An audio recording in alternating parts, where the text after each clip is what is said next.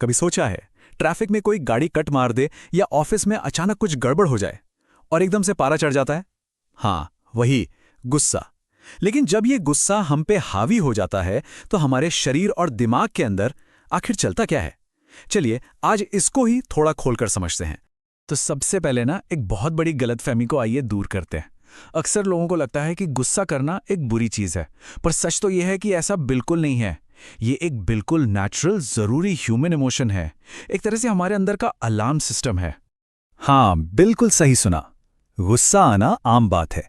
यह हमें इशारा देता है कि हे, कुछ ठीक नहीं है, या शायद किसी ने हमारी लाइन क्रॉस कर दी है।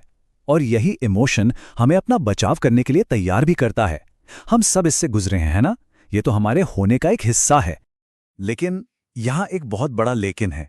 देखिए, गुस्सा बिल्कुल आग की तरह है। जब तक काबू में है तो ये एनर्जी दे सकता है, एक्शन लेने के लिए हिम्मत दे सकता है। पर जब यही आग जंगल की आग बन जाती है ना, तो ये सब कुछ जलाकर राख कर सकती है। तो प्रॉब्लम गुस्सा नहीं है, असली प्रॉब्लम है उस पर से अपना कंट्रोल खो देना। तो चलिए अब देखते हैं कि ये बेकाबू आग हमारे शरीर और रिश्तों पर क्या असर डालती है। और हाँ, इसके खतरे सिर्फ मन तक सीमित नहीं है, इसका असर जिस्म पर भी बहुत गहरा पड़ता है। देखिए, जैसे ही गुस्सा आता है, हमारा शरीर एकदम से फाइट और फ्लाइट मोड में, यानी लड़ो या भागो वाले मोड में चला जाता है। एड्रेनालिन और कॉर्टिसोल जैसे स्ट्रेस हार्मोन्स पूरे खून में दौड़ने लगते हैं। इससे क्या होता है? दिल की धड़कन तेज हो जाती है, ब्लड प्रेशर बढ़ जाता है।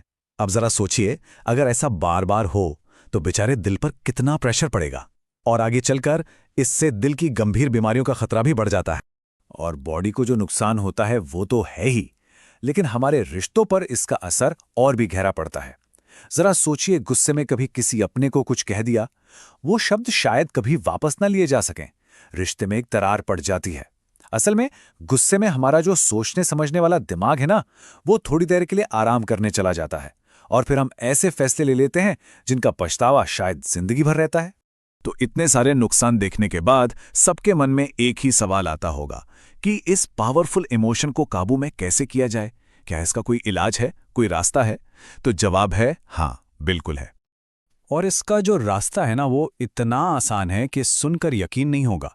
इसके लिए कोई रॉकेट साइंस या कोई कॉम्प्लेक्स टेक्निक नहीं चाहिए। बस एक बहुत ही सिंपल लेकिन पावरफुल प्रैक्टिस की जरूरत है, जिसे कोई भी कहीं भी कभी भी अपना सकता है। तो पहला स्टेप, गहरी सांस लें। ये सिर्फ सांस अंदर बाहर करना नहीं है। यह ऐसा है जैसे हमारे नर्वस सिस्टम के इमरजेंसी ब्रेक पर पैर रख दिया हो। ये तुरंत उस लड़ो या भागो वाले रिएक्शन को स्लो कर देता है।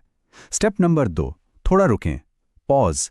ये वो छोटा सा पल है लेकिन बहुत ज़रूरी है। ये हमें जोश में आकर होश खोने से रोकता है। और तीसरा स्टेप, शांत होकर सोचें। ये जो पॉज लिया ना, ये हमें सिचुएशन को एक नए आराम वाले नज़रिए से देखने का मौका देता है। तो ये सिर्फ गुस्से को दबाने की बात नहीं है, बिल्कुल नहीं। ये तो अपनी जिंदगी की लगाम अपने हाथों में वापस लेने जैसा है, जानबूझकर शांति और सेहत का रास्ता चुनने जैसा है। जब हम अपने गुस्से को मैनेज करना सीख जाते हैं ना, तो असल में हम एक बेहतर जिंदगी की नींव रखते हैं। तो आज की सबसे बड़ी सीख क्या है? यही कि एक शांत दिमाग सिर्फ मन का सुकून नहीं है, ये एक हेल्दी बॉडी और मजबूत रिश्तों की फाउंडेशन है। अगली बार जब भी गुस्से की लहर उठे तो इन 3 सिंपल स्टेप्स को जरूर याद रखिएगा। एक छोटा सा पॉज पूरे दिन को बर्बाद होने से बचा सकता है। सच में सोचने वाली बात है ना।